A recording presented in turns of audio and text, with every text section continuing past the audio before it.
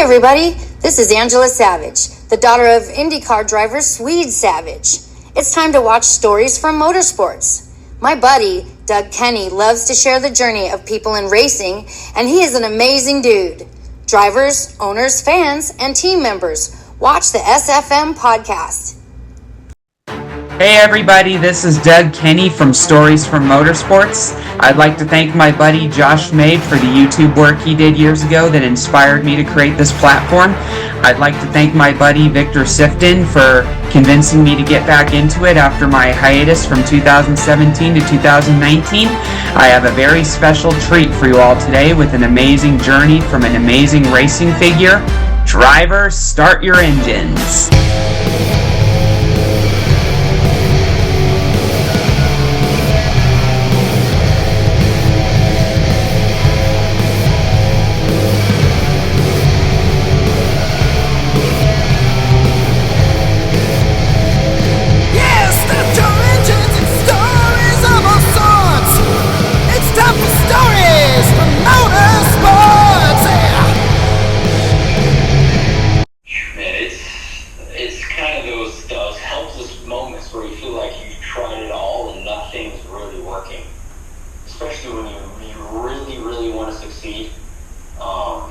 And you feel like you've just thrown the kitchen sink at it and nothing's stuck. But that's always mentally hard, and trying to keep yourself out of that pit, you could say, and consistently going to the track and having a good time and realize that this is not many people get to do this, and learn and enjoy what you're doing.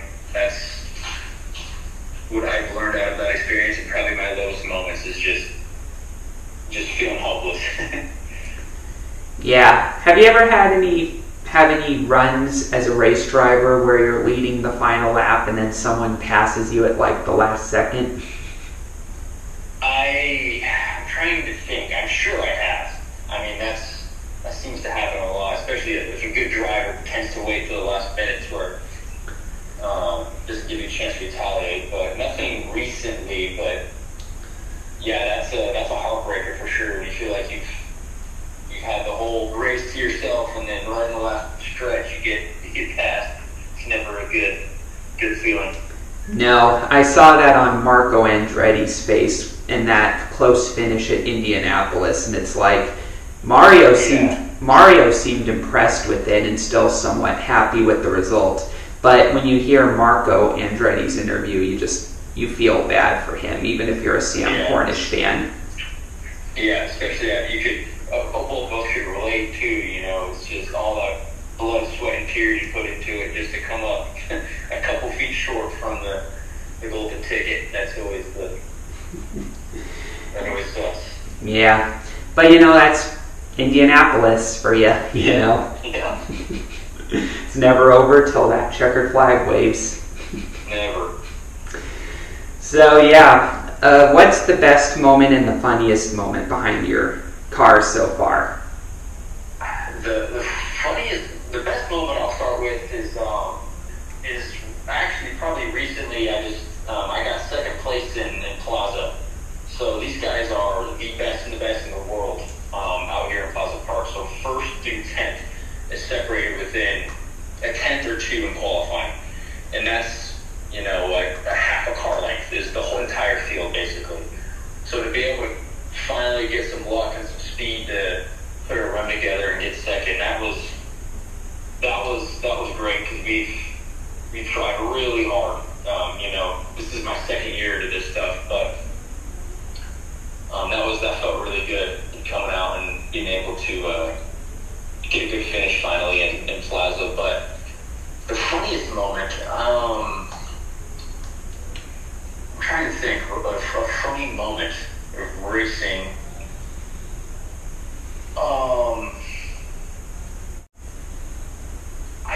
Nothing's coming to me.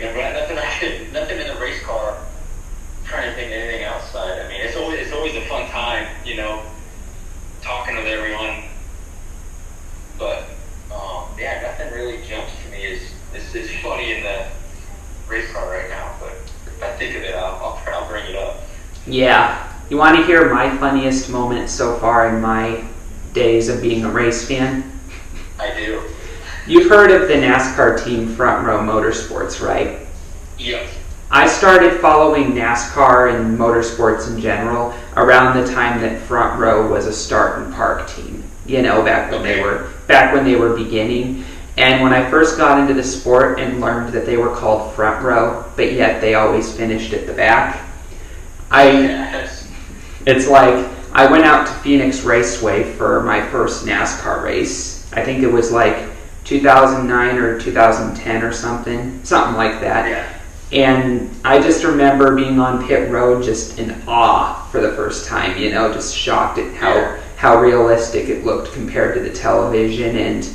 And a relative of mine, I think it was my dad or my brother or something, it was my dad actually. He asked me, "Who do you guess is going to finish last today, Doug?" And I was like, "I would say the back row motorsports cars." And the minute I said that, my voice was pretty loud, and so my dad suddenly shushed me and was like, "Doug, be careful." And I was like, "Why?" He pointed out, and he pointed in a direction, and it turns out I said that insult right in front of the pit stall for Front Row Motorsports. Oh no.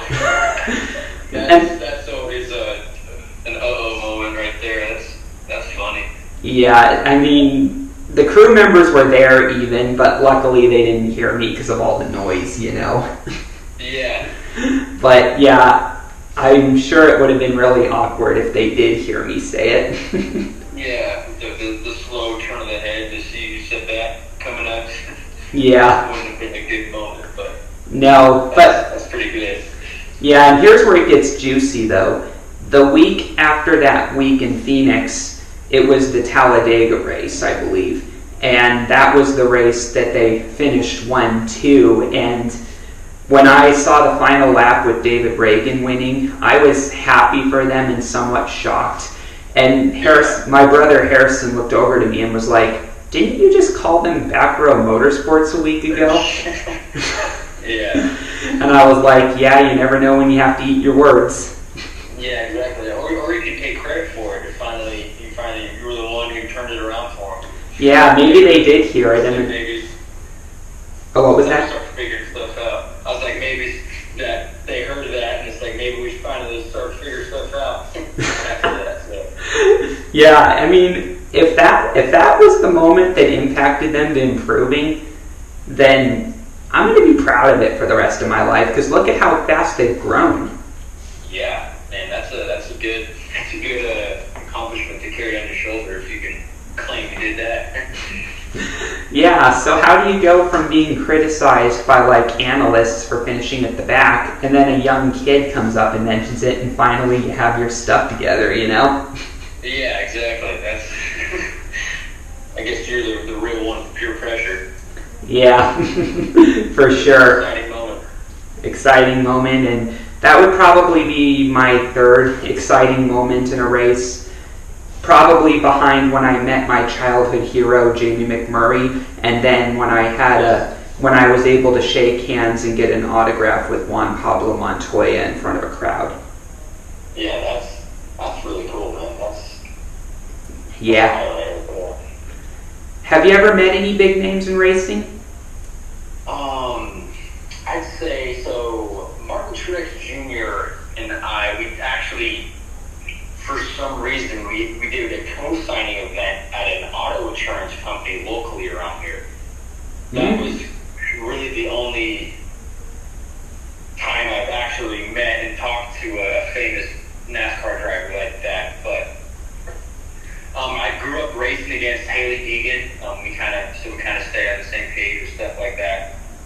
Those are really the only two big name drivers that I've really had a chance to talk to or meet. So yeah, you'll get there eventually. You'll meet more people over time.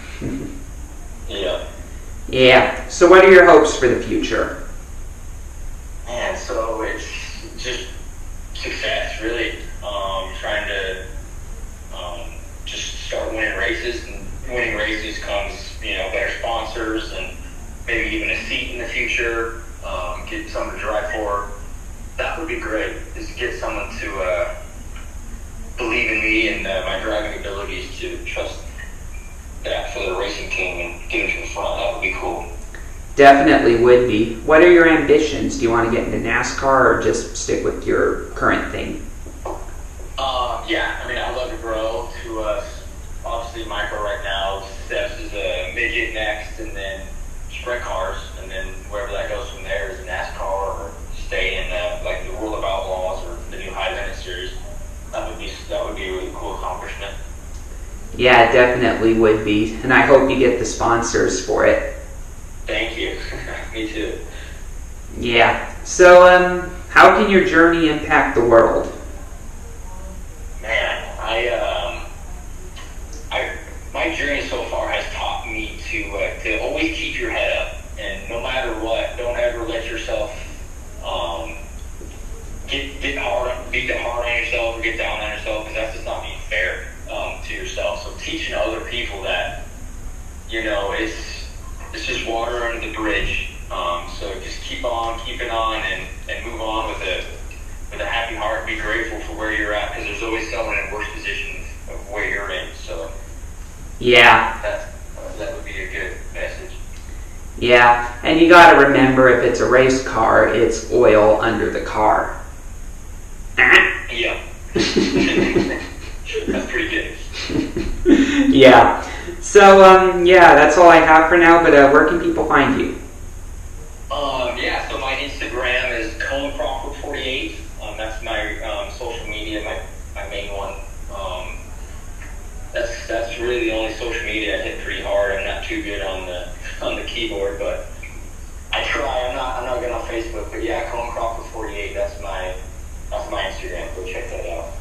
Sounds good. So everybody, let's thank Keon Crawford for appearing on SFM, and we'll see you next time for the next episode. Hey everybody, I hope you enjoyed today's video. Please hit like and subscribe if you did so, and please continue supporting our amazing guest. And everybody, we'll see you next time on SFM. Hi, this is Ted Warner speaking. While the checkered flag is waved for this program, stay tuned for next week for the next episode of SFM. Thanks to Doug Kenney for what he does for motorsports.